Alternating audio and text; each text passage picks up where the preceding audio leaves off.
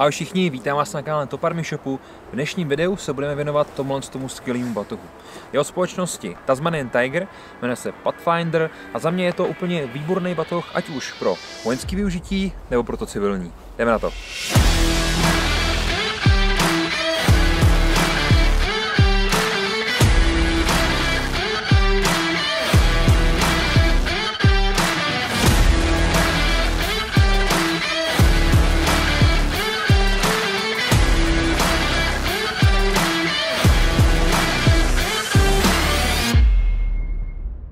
Pro mě osobně je Tasmanian Tiger spolu s Aberlostockem taková srdcovka.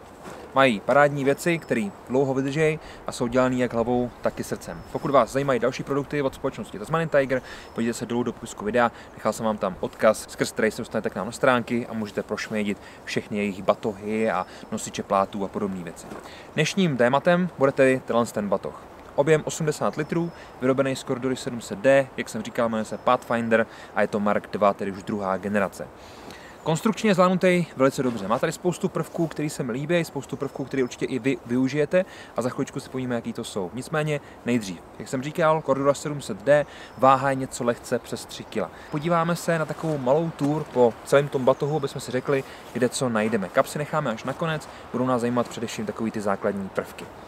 Takhle zepředu, když se na ten batoh podíváte, najdeme tady dvě takovýhle úchytky. Ty úchytky slouží pro trekkingové hole, ale například i pro cepíny nebo podobné věci. Dá se tam dát i sekira, kdybyste chtěli. To samozřejmě je připnutý tady nahoru do víka pomocí kompresního stahovacího popruhu. Těch tady máme několik, další bychom našli takhle z boku. Nicméně nejdřív. Tady v horní části máme velkropanel a máme tady i takovýhle madlo. To spolu se zadním madlem slouží pro přenášení batohu. Za mě manipulace tímhle s tím stylem dává velký smysl. Když půjdeme směrem dolů, najdeme tady nějaký další stavovací popruhy, které slouží k zajištění spodní kapsy. No a když se batoh otočíme bokem, najdeme tady spoustu molečka pro upevnění nějakých dalších kapes. Jak jsem říkal, dva stahovací, kompresní, transportní popruhy, pomocí nich tam můžete dát například karimatku, spacák nebo cokoliv takového, přidělat to takhle pěkně na stranu. Dole bychom potom našli jednu elastickou kapsu, kam si můžete dát třeba pití, nebo jak jsem říkal, umístíte tam třeba spodek spacáku, který pak zajistíte kompresníma popruhama. Na druhé straně bychom našli identicky úplně to samý, tedy molečkový systém s tou kapsou a dvouma kompresníma transportníma popruhama. A tady na nás kouká takováhle malá černá krytka, což je vlastně vstup hadice hydratačního systému. Tak, boky jsme si tady popsali, co najdeme ve spodu.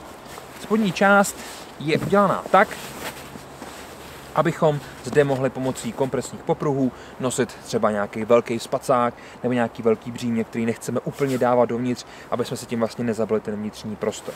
Horní strana má potom takovýhle 4 průvleky pro zase nějaký popruh připevnění něčeho nahoru. Takže přední, zadní stranu jsme si řekli jsme si vlastně i ten vršek, řekli jsme si boky. Teď si můžeme batoh otočit a trošku se věnovat tomu nosnému systému, jelikož ten je za mě samozřejmě velice důležitý. Jak už se tady můžeme všimnout, Tasmanian Tiger tady zvolil nosný systém, který mu říká V2. Je plně nastavitelný, takže si můžete vlastně tu zádovou část, která spolíhá na 2 ramenní popruhy, posouvat nahoru i dolů, stejně tak si upravovat například přitažení toho batohu k zádu. K tomu slouží tyhle 2 stahovací popruhy, které nám navazují na ramenní popruhy, krásný měkčení pomocí 3D mesh síťoviny, jak na těch ramenních popruzích, tak samozřejmě i na té zádové části. To je tady velice důležitý, jelikož batoh, který váží 3 kg a má objem 80 litrů, může být opravdu už velice těžký. To znamená, že tady potřebujeme takové prvky, aby se nám ten batoh dobře nosil. 2 ramenní popruhy, ergonomicky tvarovaný, úplně super. Máme tady zároveň D pro umístění nějakých dalších věcí. Potom hrudní popruh, který je vejškově, délkově nastavitelný a má tady tu elastickou část. Samozřejmě ramenní popruhy sami o sobě jsou taky délkově nastavitelné. V horní části, nevím, jestli si toho všimli, máme tady madlo, o kterém jsem mluvil před chvilkou, když jsem ten batoh zvedal, a máme tady jeden takovýhle rozlišovák. Mimochodem to víko můžete posouvat nahoru i dolů, čím si můžete trošičku zvětšit ten objem a můžete ho i úplně sundat a nosit to třeba zvlášť. A to si řekneme za chviličku, až se podíváme do toho hlavního prostoru. Takže jsme si řekli, ramenní popruhy, ty si můžeme rozepnout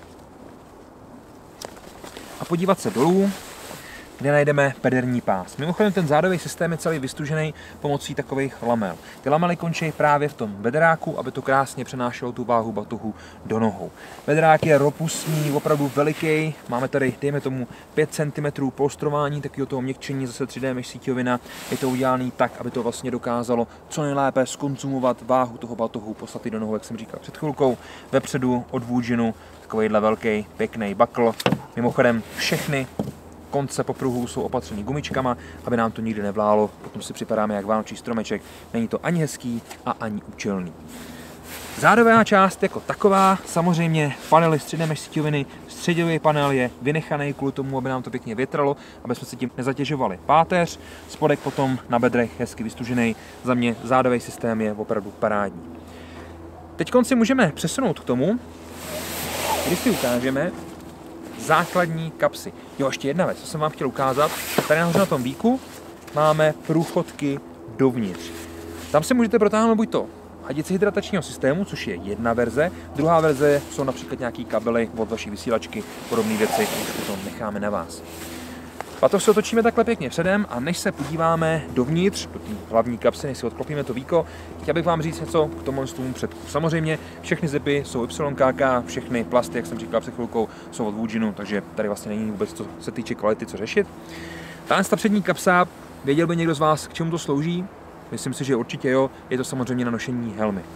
Můžeme si rozepnout, co se mi líbí, že ten zip je umístěný v Gčku, to znamená, že se nám to samo nikdy neotevře. Musíme mu trošku pomoct, jenom si vyndáme ten parakord z toho Gčka a můžeme si tu kapsu rozepnout. Díky tomu se nám to takhle krásně celý rozevře, můžete si tam dát helmu, tady se to vlastně jenom povolíte, tyhle ty Gčka jdou buď to úplně vyháknout, anebo jdou zredukovat, co se týče délky, vlastně navazují na ty kompresní popruhy, na tyhle ty vrchní kompresní popruhy.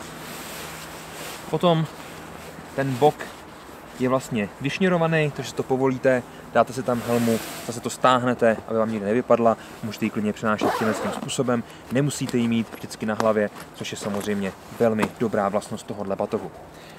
Kompletně ten vnitřní prostor jako takový je rozdělený na dvě části. Zhruba v téhle úrovni máme takovou tu přepážku, kterou samozřejmě můžeme rozepnout, vyndat a díky tomu to spojit do jednoho, nicméně můžete to mít i rozdělený na dvě části, dejme tomu zhruba 1/3 a 2/3. Spodní krásné zase YKK zip, máme tam umístěný nějaký základní věci, například ručník, sedu na horolezení, takovéhle věci.